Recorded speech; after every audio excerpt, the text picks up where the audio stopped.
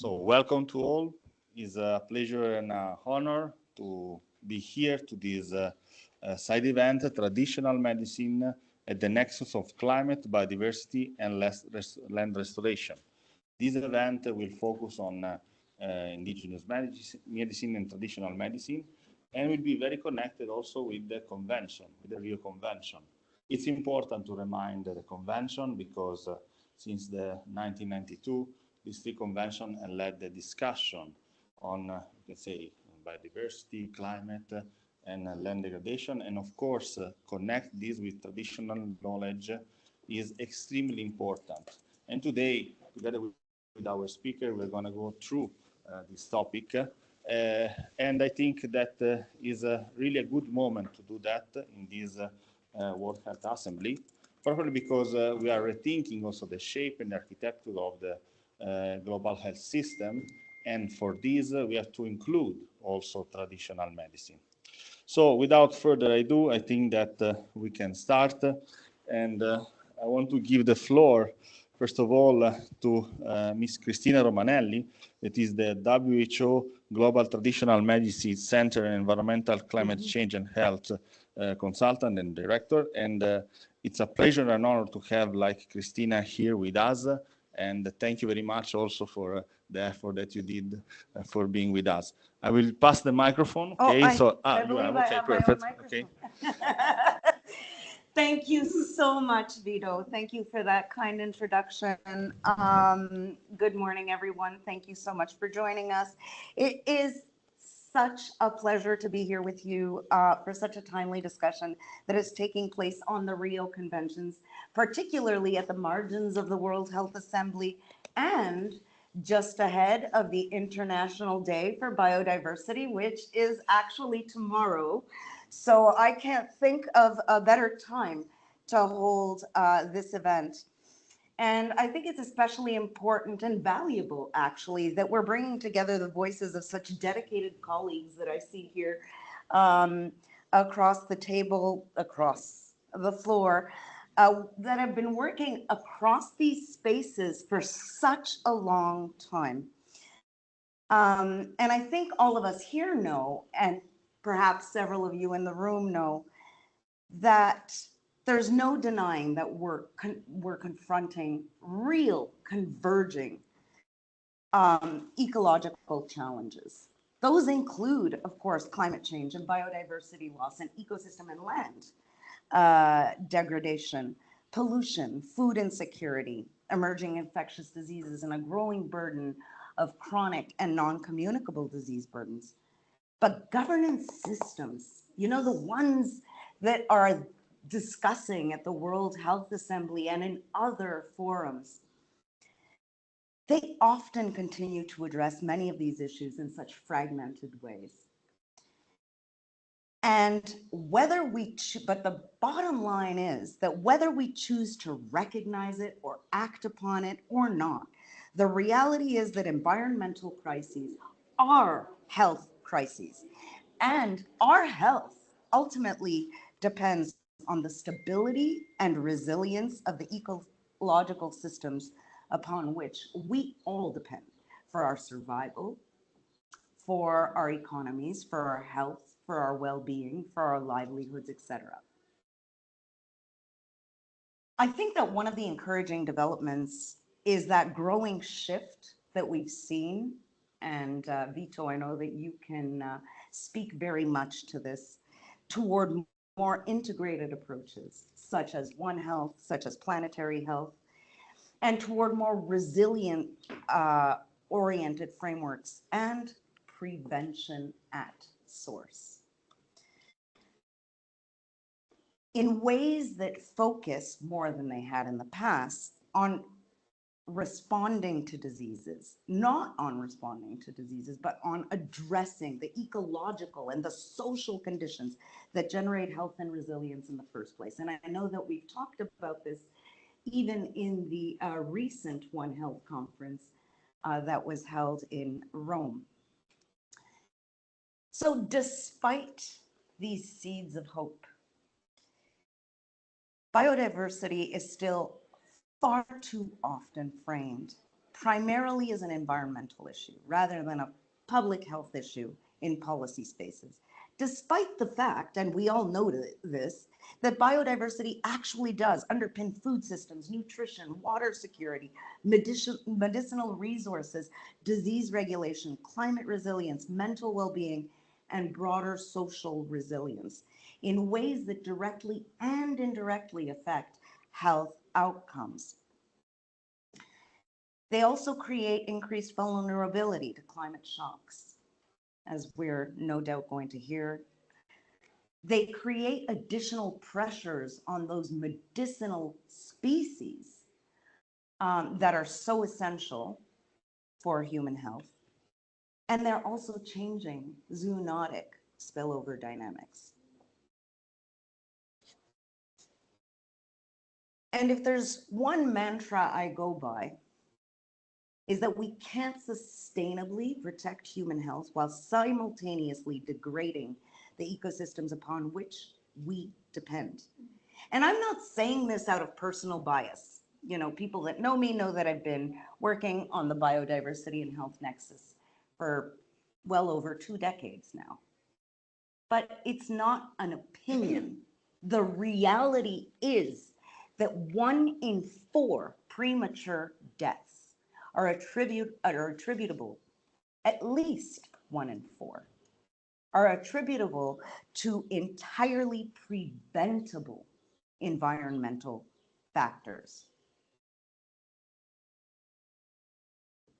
So to face those crises, so to face our concurrent environmental challenges, and to tackle the challenges that are growing and lying ahead, I believe that health really is our strongest argument. But one thing that we often forget is that nature is actually our greatest ally. And I think that this is why prevention-oriented approaches such as One Health are becoming increasingly important in these policy spaces. But it's also essential that those approaches seek to reduce environmental pressures and ecosystem disruption before crises emerge, rather than relying only on those downstream responses, on that preparedness and response dimension. And the one important thing that we have to bear in mind is that these approaches aren't only important it's not only important to create these platforms, right, and to bring together different sectors. What's really important is that it is done through a whole of government and whole of society approach, because we really have a lot to learn from each other. And perhaps those that we can learn the most from are those that are often most marginalized from policy spheres and policy discussions. And chief among them, and it's worth mentioning, are Indigenous peoples. We know that Indigenous peoples are the most important stewards of biodiversity globally. Again, that's not an opinion. We look at the scientific evidence and we see very, very clearly that areas that are under management by Indigenous peoples fare considerably better, and ecosystems are considerably better restored in those areas than areas from which they are excluded. In fact, although they represent only 5% of the population, they actually do manage most of the biodiversity globally and much more sustainably. So I think that that's something that we really need to keep present, and something that we need to think about moving forward in terms of the policy development. Because we know that many Indigenous knowledge systems are grounded in that long-term observation of ecological change and relationships with territory and biodiversity and stewardship. And this isn't something that's been done overnight, or that's carried out because it's suddenly a political priority. It's something that has been developing and evolving over millennia. And I think this is where we have a tremendous amount of opportunity moving forward. And one of the things that I'm really excited about, I mean, where we have great challenges, we also have great opportunities. And there are so many areas that we could cover in terms of biodiversity loss, climate change, and land degradation. But some of the opportunities that I want to address today are new and exciting. There are new ways of working in which there are new ways of working that we are discovering.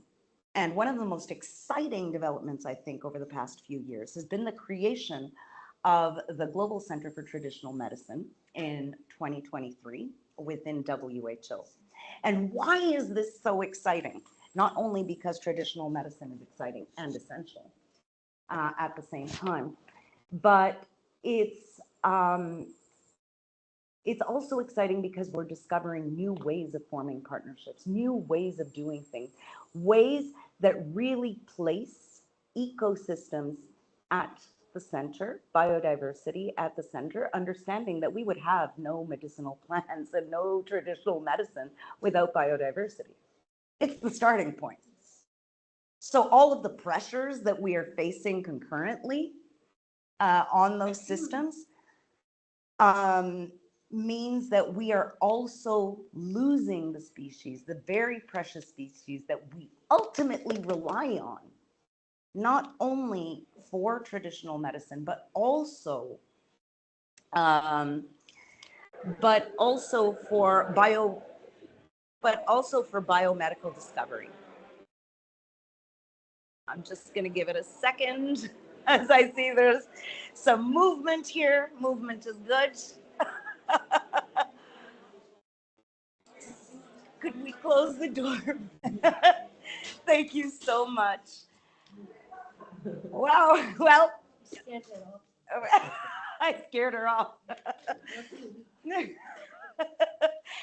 Anyway, so I was talking about exciting developments and I was talking about opportunities moving forward. And I think that it's important to bear these in mind. And the creation of the Global Traditional Medicine Center is one of those exciting opportunities. Within WHO, we've been working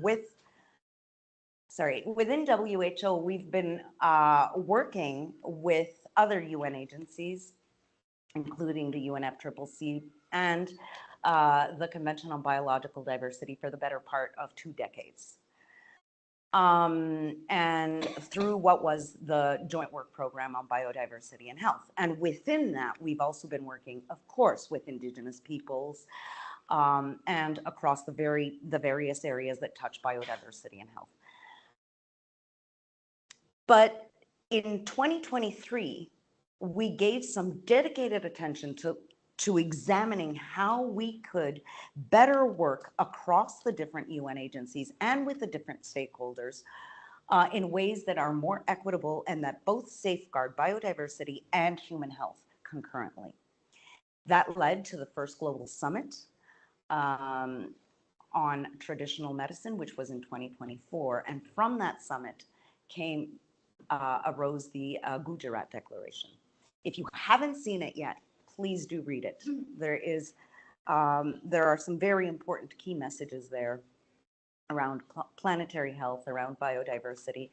And through it, one of the fundamental pillars of the Global Center for Traditional Medicine arose.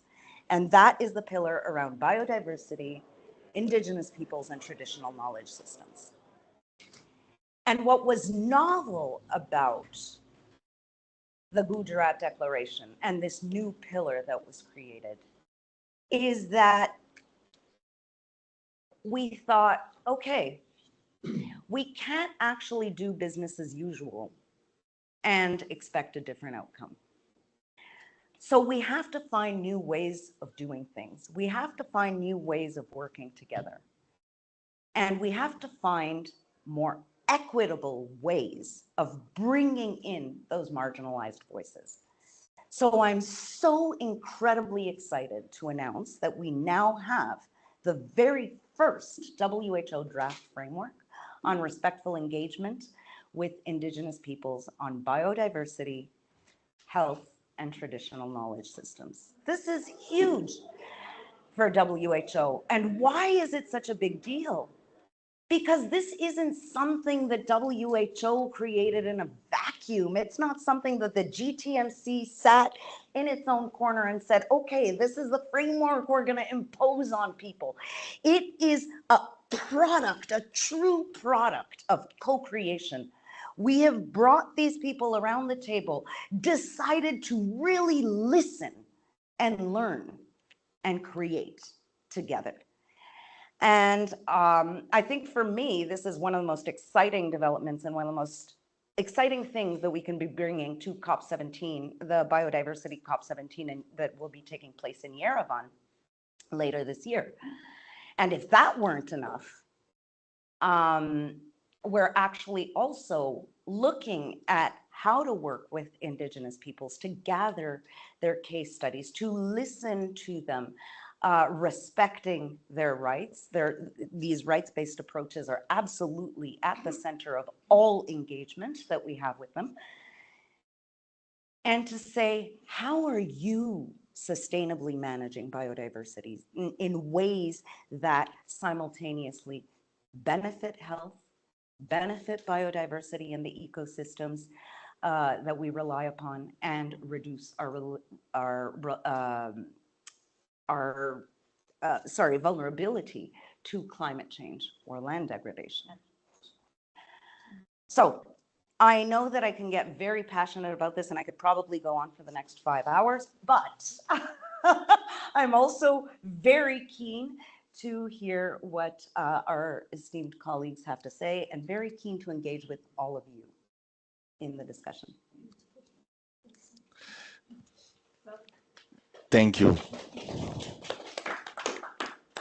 Thank you very much, Christina. Thank you really for setting the scene for and highlighting the relevance of traditional medicine with climate, biodiversity, and health discussion. I will also add a note. I had the privilege to moderate this panel here, but I'm as well the co-chair of the International One Health Conference, as Christina was saying. And this year, properly, we decided to embrace the framework of the polycrisis. Yes, that was also mentioned into the GEO7 report, where at the end, the connection with indigenous knowledge and traditional medicine has been strongly highlighted. So thank you really for setting, and also thank you for the passion. That is something that also we need, okay? Now, let's move to the panel discussion. So let's know a little bit more about our panelists.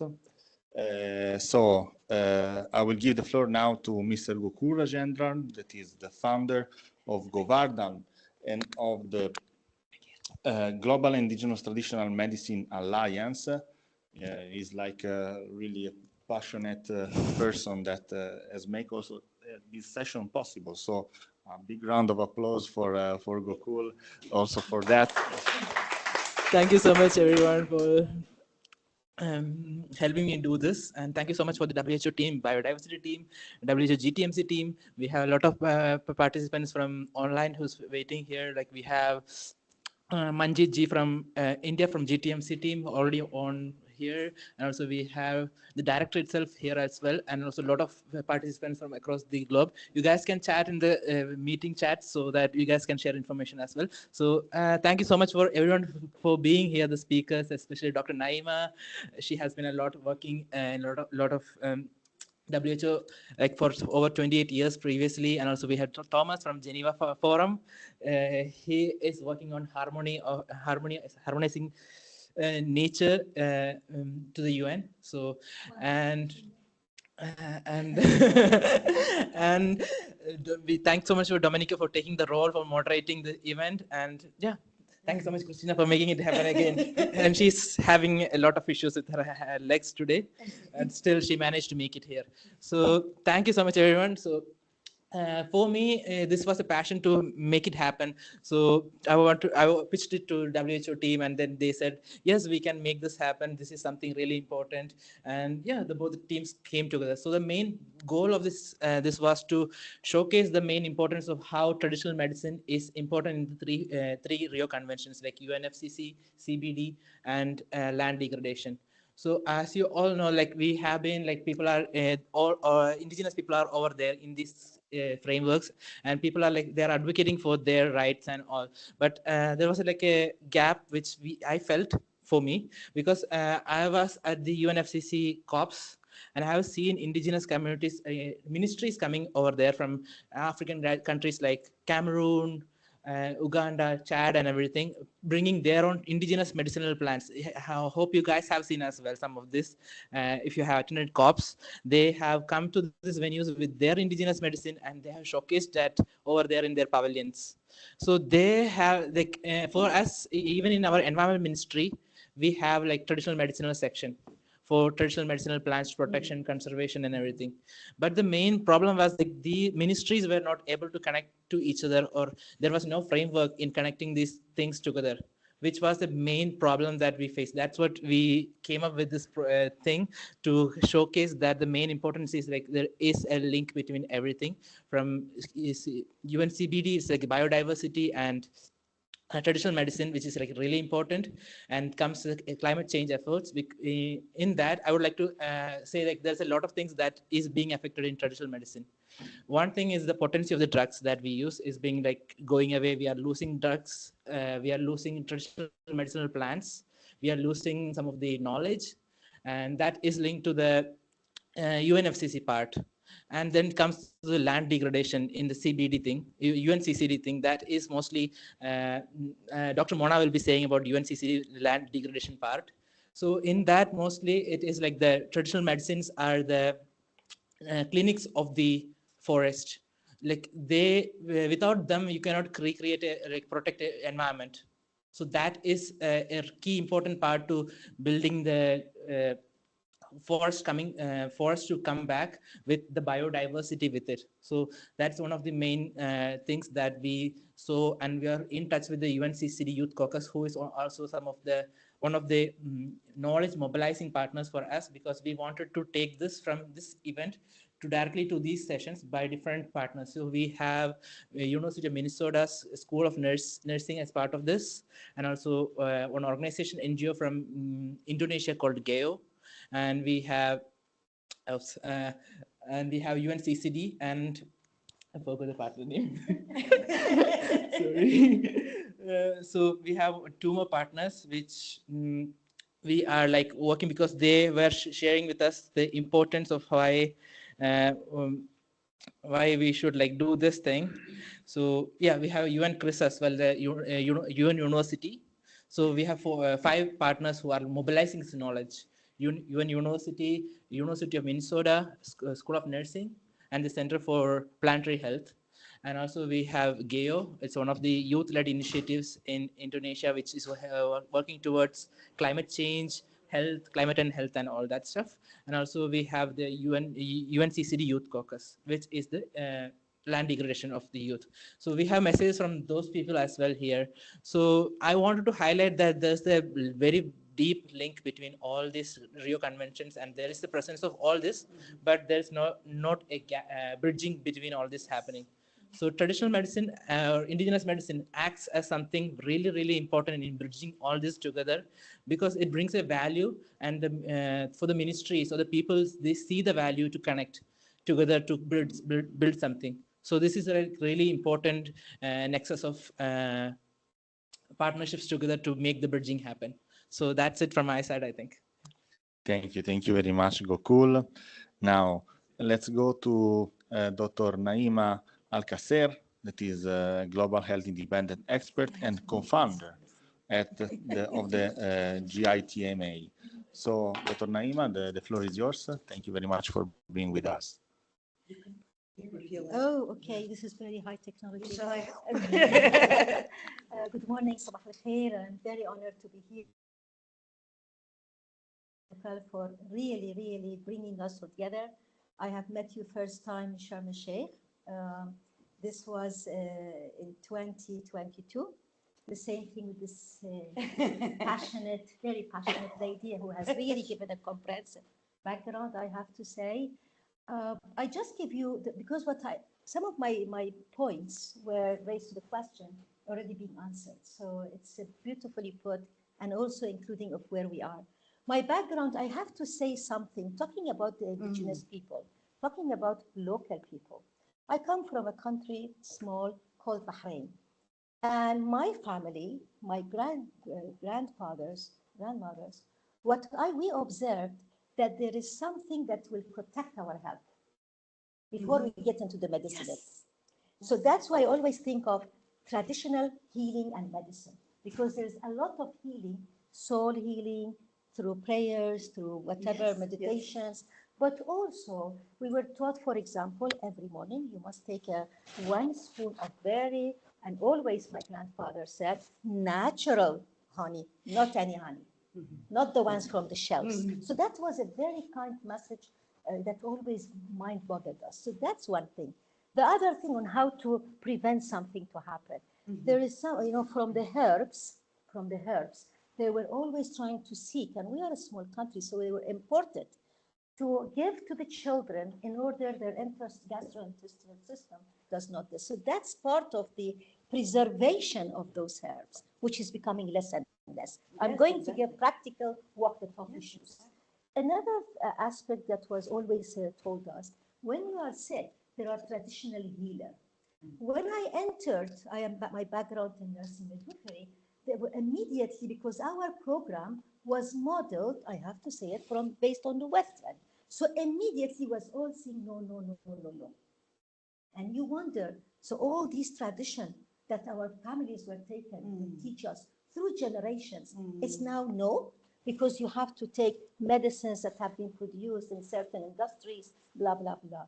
That shift really made me, it was the first, I would say, project that I did to know who are the traditional healers in my country, what are they doing, what kind of healing, and at the same time, what we call medicinal or care practices they are having. That took me to what's happening in the GCC, including for pregnant women during labor and delivery. Why I'm putting this context? So I contacted WHO then, and it was something completely not on the radar, completely. But I also contacted the Center for the Islamic Medicine in Kuwait, trying to see how are we linking the traditional medicine of what I am hearing from my family, what's I'm studying. No, no, no, this is dangerous. Don't do the cupping. Don't do this. This is dangerous. This is not good for the patients. So this dynamic dilemma for the healthcare professionals, for care providers, goes from their education. If we are studying all the same, so immediately our shift is, don't go to the indigenous, they don't know anything, no knowledge, bottom up to bottom. Don't go to the healthcare providers who are doing this, this is not. But I want to bring another element to it. It immediately brought me that as a young professional nurse, I started to get into environment and sanitation and health and biodiversity. Who was opposing? My colleagues who are in the medicine, physicians and others. What are you doing? Why do you want to bring this link, environment to the health? It was completely definition of the health, not sickness. This was focusing on sickness, but not health. From then, I brought the issue of the health in policy. A very young, I'm talking about before even I joined WHO, that we need to bring all this together. And I don't have 3 Ps in my dialogue and language.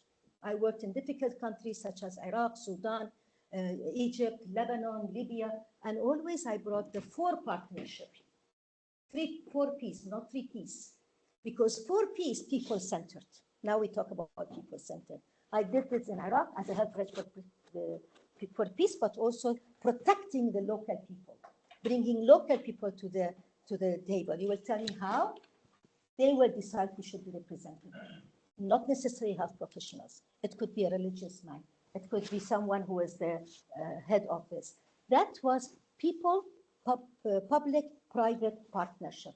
And that's what you are talking about. People means diversity. Another thing that I learned from when I joined the WHO, the first thing before that I asked, and the first thing I came late 1999 to Geneva, I asked, where is the traditional medicine unit? There was a colleague who was a Chinese scientist, I'm trying to remember her name, and she was very passionate. I'm giving this quick history because it's critical. But from then until today, you see this escalation, the change of mind, the change of attitude. Why? Because we have passionate people, we are a believer, we have believers, we have people decided that no longer we can only rely on certain way and standards that is being put as a global standard. And that is something that we need to look on how health and caring are actually done. Governance, governance, governance. I made a plea on last Sunday. Let's look at what does it mean between the balance of governance, sovereignty, and the rights of people. Because these are the values we are losing, including for whole protection of lands and whole protection of our air and no pollution, the whole protection of human beings. It's being now completely looked at differently. Again, because of how we are governing and what governance shifts we want, and how we are actually looking at people, one lens, instead of how we are looking at it. And when we come to the environment, where we are today, we do have the strategy, we have the framework. Since COP26 until now, we are seeing increased health. I have to tell you this story. I'm talking about 2022, in a whole UN high-level government level. A high-level minister who was holding the portfolio told me, health is not environment, climate change. Please, please, Dr. Naima, please. We are okay. Health is okay. We don't want you. That country did not have a minister of health in their national. Where are we today in less than 5 years? Every minister of health is engaged. So we had COP27, COP28, I was part of it, 29 and 30. We have really raised health, biodiversity, and environment. I have many things to read, I couldn't read, but I walked the talk in 3 countries. Thank you very much, thank you really for addressing this say necessity to unite also knowledges together and so on. So now I think we have a virtual speaker, Dr. Mona El Serbini, that is Associate Professor of Infection and Parasitic Disease at Cairo University, Egypt. And she's also a founder and director of the Narrative Medicine and Planetary Health at the Faculty of Medicine in Cairo. And she focuses properly on the intersection between medicine, humanity, art, and culture, with a strong emphasis on planetary health education. So, Dr. Mona El-Sherbini, the floor is yours.